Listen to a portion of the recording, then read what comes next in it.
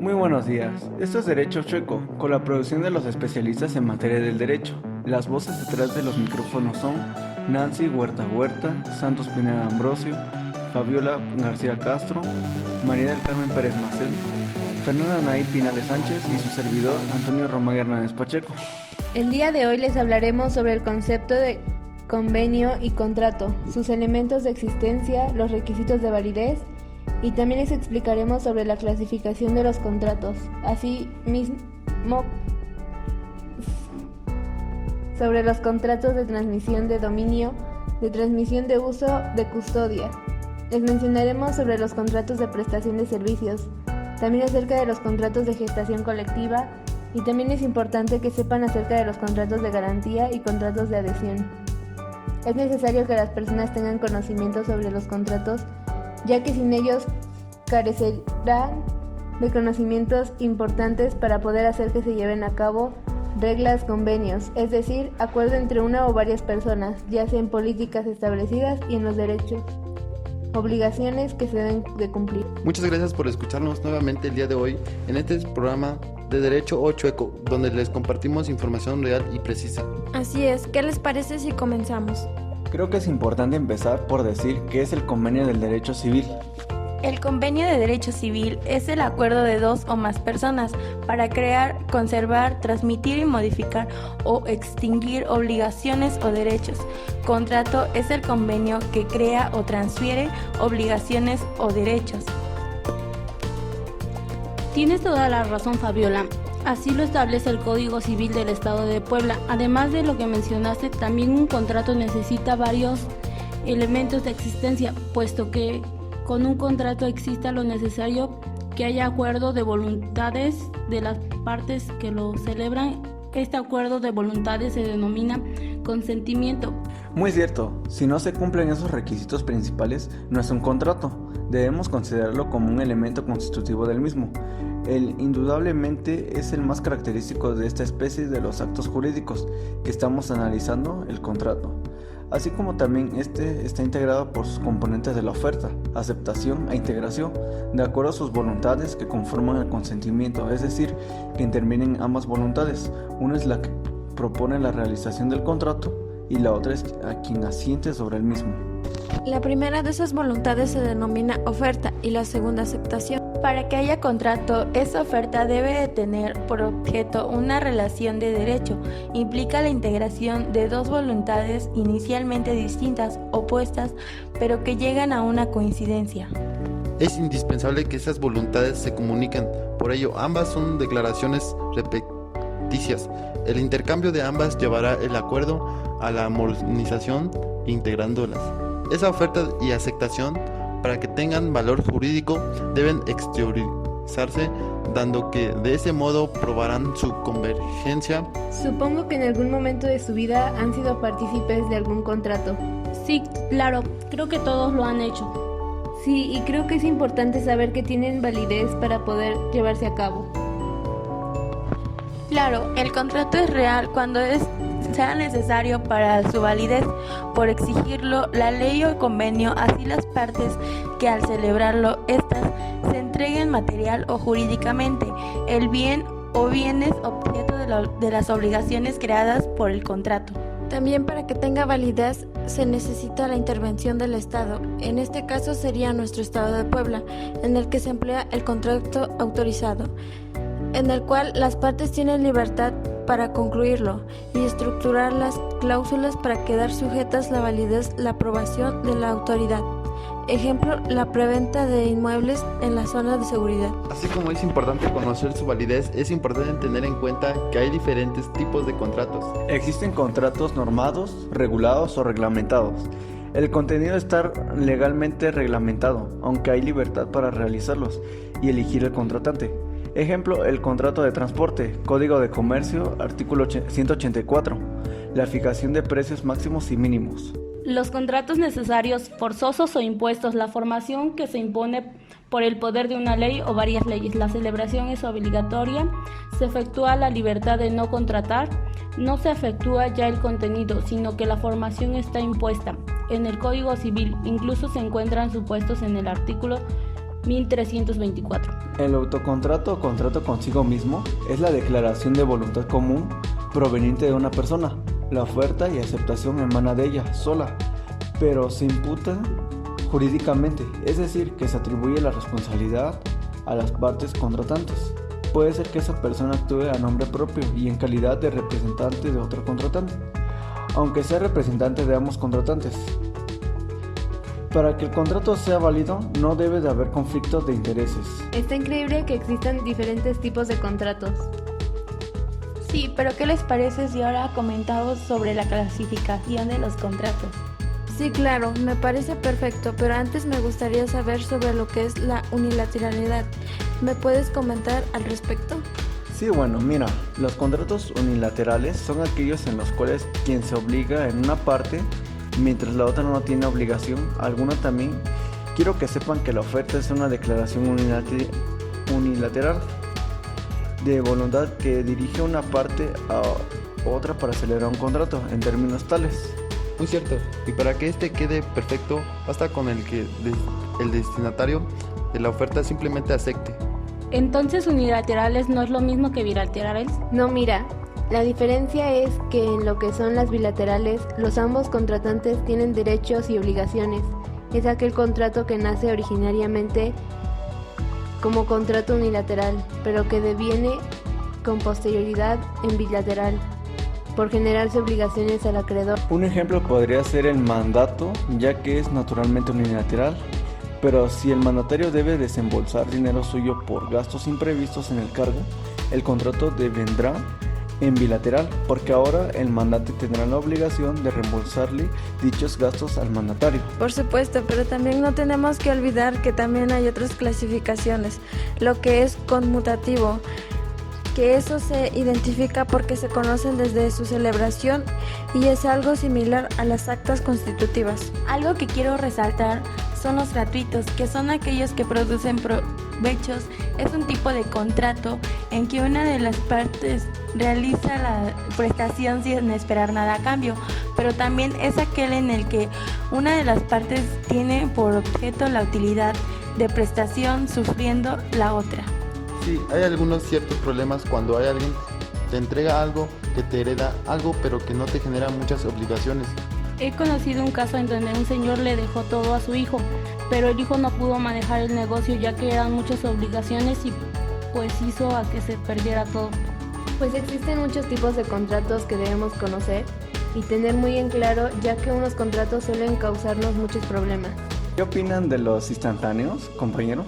Mi opinión es que depende de lo que sea el contrato, porque está bien, ya que son aquellas que producen sus efectos al instante, al momento cuando entregan la cosa, que sea tratada y el dinero, ya que puede generar beneficios, porque te entregan el dinero rápido y no tienen que pensar si cumplirán sus pagos de igual manera las personas que reciben la cosa. Claro, como dice mi compañera, las cosas negativas sería que puede de lo que nos vendieron puede tener algún defecto y no podamos regresar, ya que el contrato se hizo de forma rápida.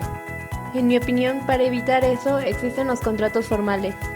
Los contratos verbales y los literales formaban la categoría de los contratos formales, los reales y consensuales de la que los formales, y son aquellos que para su perfeccionamiento tienen que tener una forma establecida por la ley.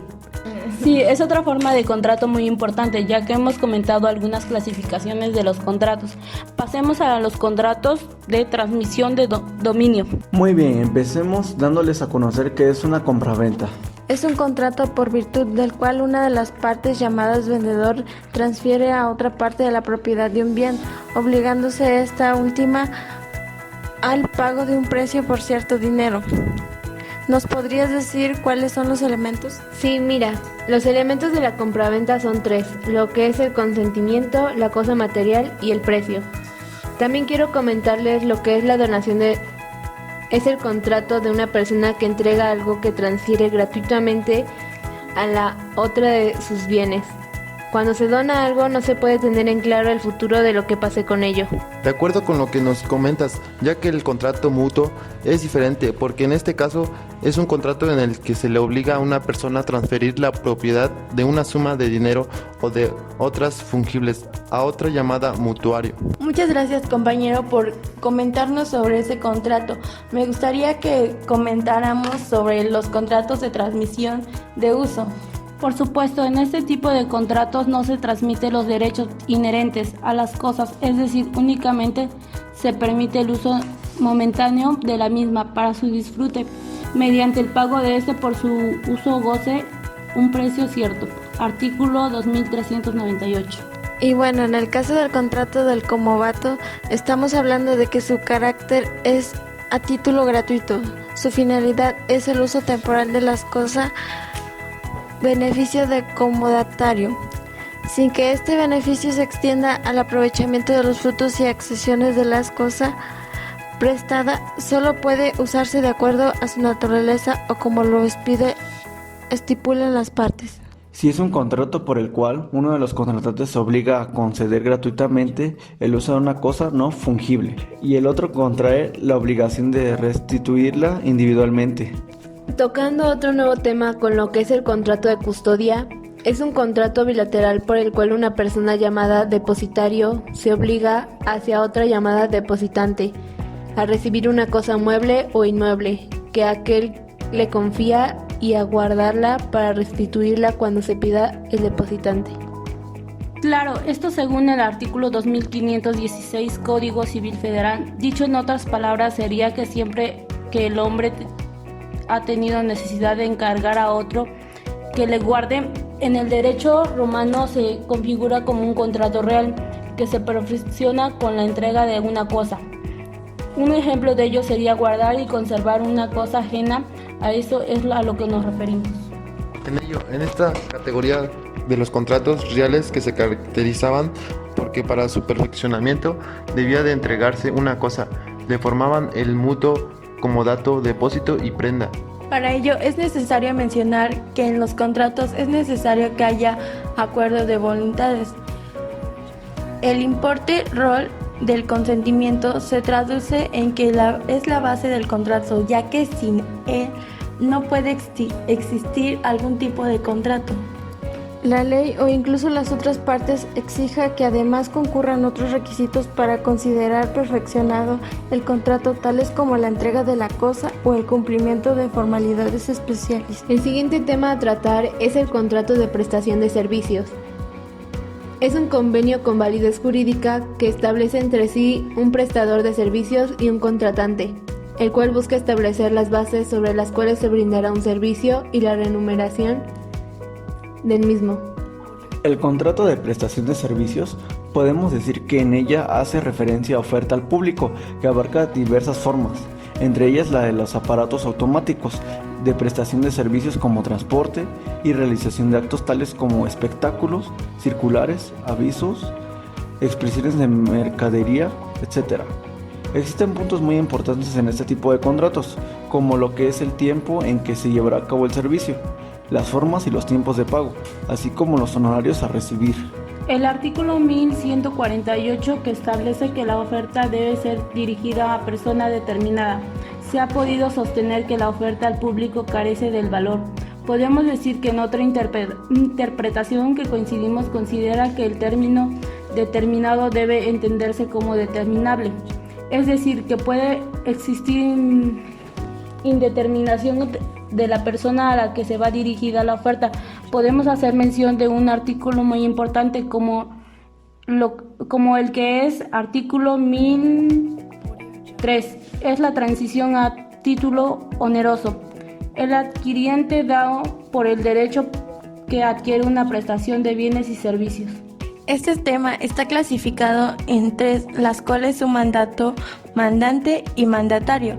El mandatario debe de informar afortunadamente al mandante de los hechos o circunstancias que puedan determinarlo a revocar o modificar el mandato, dar cuentas exactas de su administración conforme a su convenio, entregar al mandante lo que haya recibido en virtud del poder, pagar intereses, Dicho en pocas palabras, es un contrato por el que el mandatario se obliga a ejecutar por cuenta de otro los actos jurídicos que ésta le entregará. El artículo 2456, si se confiere un mandato a diversas personas respecto de un mismo negocio, aunque sea un solo acto, no quedarán solidariamente obligadas si no se convino así expresadamente. Mandante, persona que confía a otra su presentación personal a la gestión o desempeño de uno o más negocios. Artículo 2462. El mandante debe anticipar el mandatario, si éste lo pide, las cantidades necesarias para la ejecución del mandato. Artículo 2470. El mandante está obligado a cumplir las obligaciones que el mandatario haya contraído sin traspasar los límites del mandato. Y el mandatario, que es persona que, mediante un contrato de mandato, acepta de otra, llamada mandante, el encargo de representarla en determinados actos jurídicos o de gestionar sus negocios. Presidente. Artículo 2471. El mandatario no tendrá acción para exigir el cumplimiento de las obligaciones contraídas a favor del mandante, a no ser que esta facultad se haya incluido también en el mandato o que éste sea general. Contrato de obras a precio alzado. Es aquel que se utilizan los servicios de una persona por todo el tiempo indispensable a la construcción de una obra y a cambio de sus servicios se le paga una cantidad global.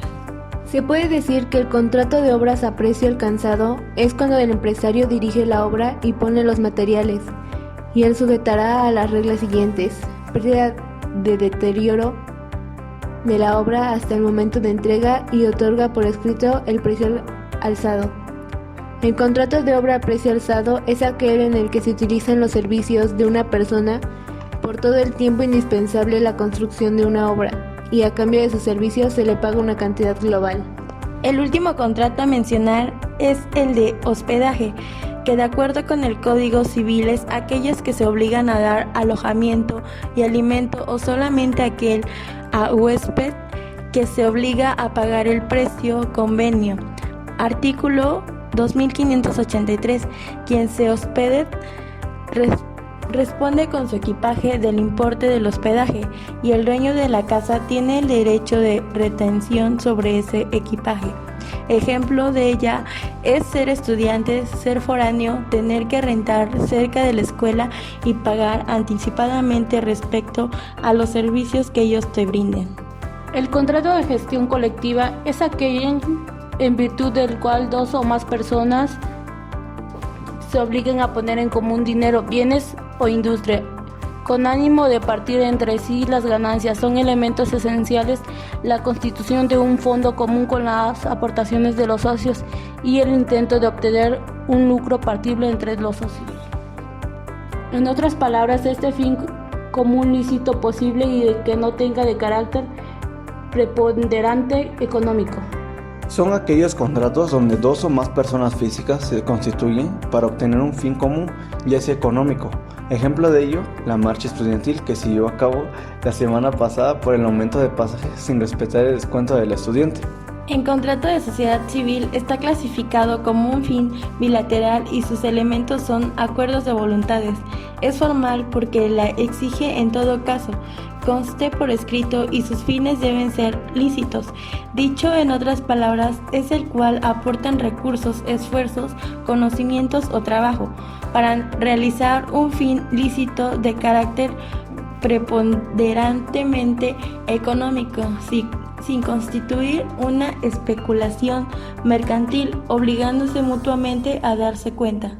Sociedad civil. Disolución y liquidación de la sociedad civil es aquel que existe en la voluntad de los socios tomada por una resolución en la asamblea, por vencimiento del plazo fijado en el contrato, por muerte del socio industrial, por resolución jurídica. Otro tipo de contratos son contrato oneroso, en virtud de que los socios reciben provechos y gravámenes recíprocos sin constituir una especulación comercial. Contrato formal, supuesto que el contrato de la sociedad civil deba formularse ante notario público. Claro, ahora les hablaremos de los contratos de garantía y todo lo que implica. Los contratos de garantía pertenecen a la especie de los contratos que se suscriben con la finalidad de asegurar el cumplimiento de otro contrato principal. Por supuesto, es una prestación accesoria que solo deviene exigible en casos de que no se cumpla la prestación del contrato principal. Claramente está en aquello que requiere que la prestación principal sea posible, lícita y determinada o determinable. Si no es así, el contrato de garantía será nulo y por tanto inexigible. Claro, amigos, pero ¿en qué consistirá la fianza o también llamada caución?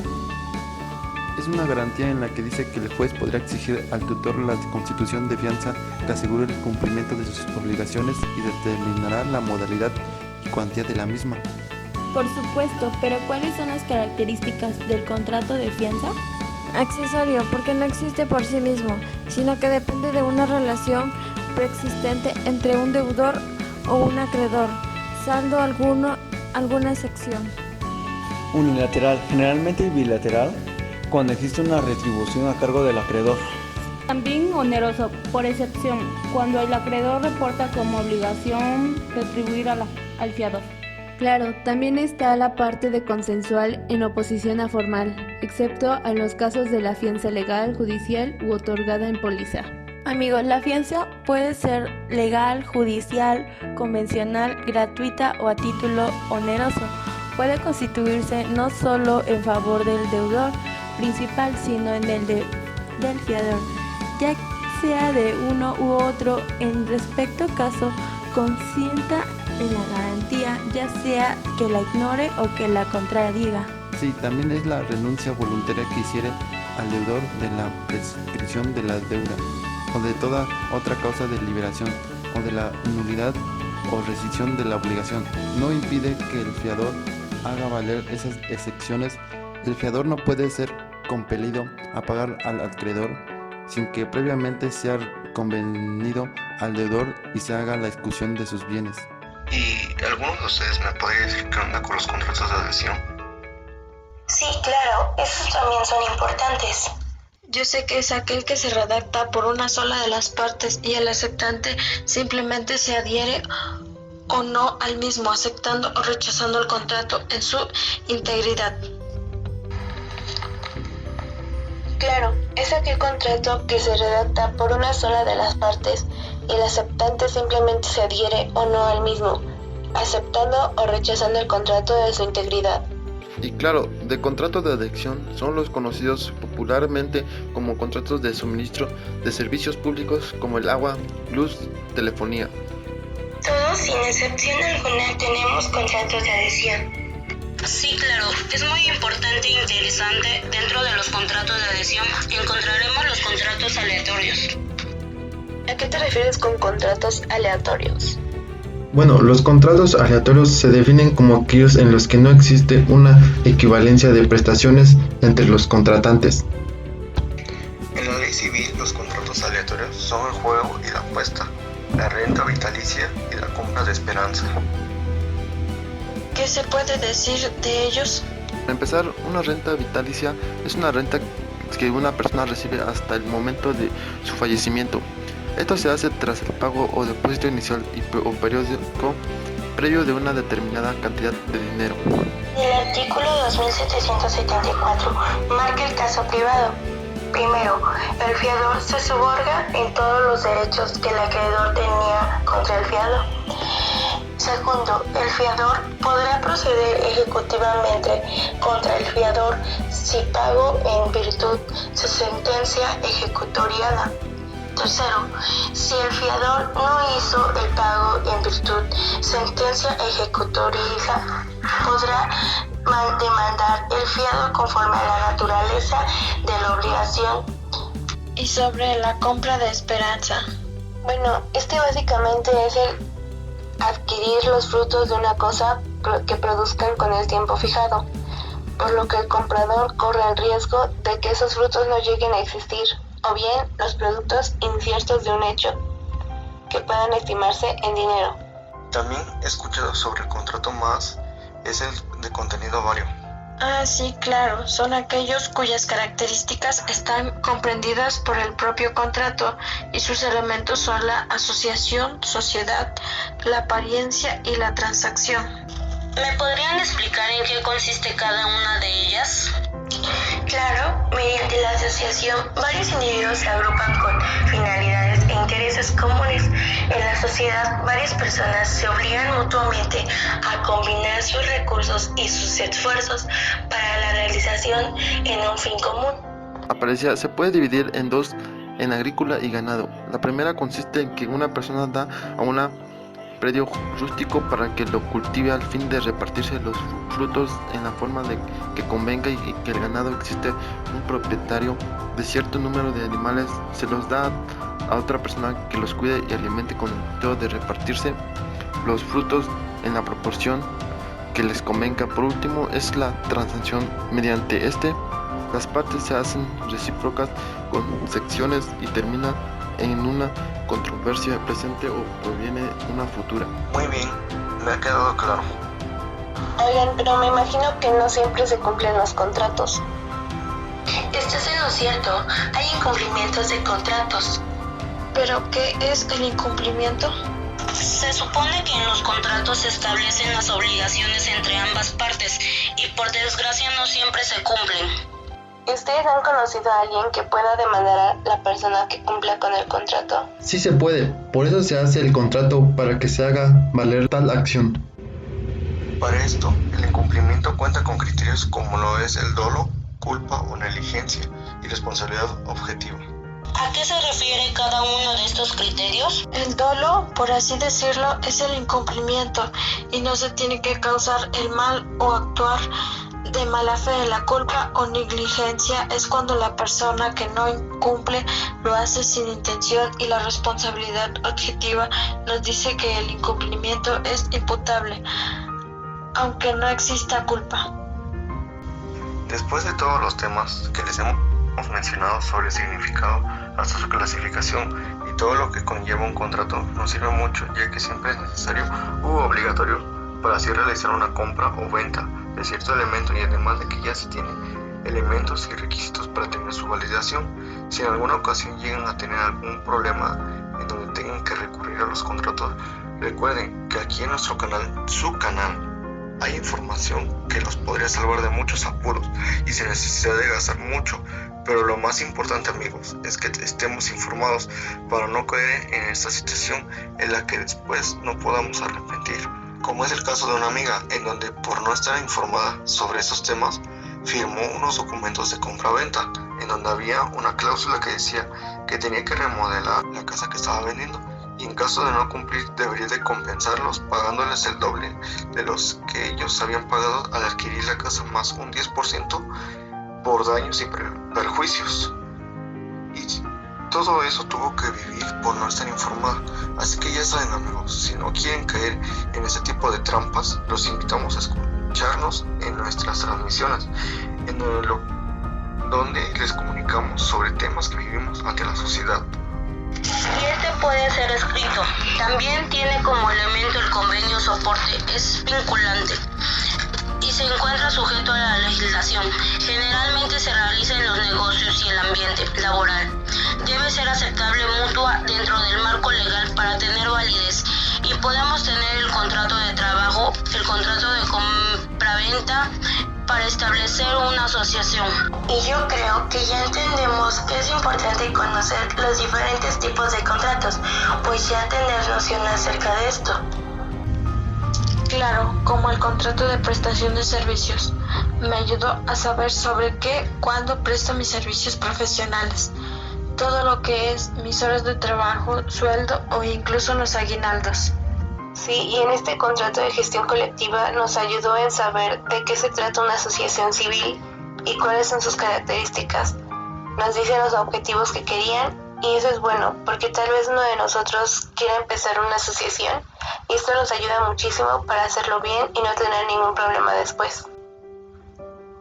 Como sabemos, los contratos son de uso muy común en la mayoría de personas y empresas, ya que es nuestro derecho tener una cuando estamos realizando cualquier movimiento o contrato, pues esto nos facilita tener un derecho a reclamo en cualquier momento. Una persona puede escribir un contrato y hace referencia a algún contrato ya realizado. El contrato acuerda libremente a cómo se va a hacer y adecuarlo a los intereses que buscan satisfacer mediante la petición. El tema de los contratos no es nada fácil, pero es más sencillo orientarlos y poder seguir informando sobre ellos y conocer para poder conseguir muchas cosas. Cuando mencionamos la palabra justicia o petición de un acuerdo. Y ya saben, si les gustó y sirvió esta información, nos den un lindo like y no olviden suscribirse a nuestro canal y activar la campanita de notificaciones para que cada que subamos un nuevo video, YouTube les avise y sean los primeros en ver nuestro video. Nos despedimos, hasta la próxima.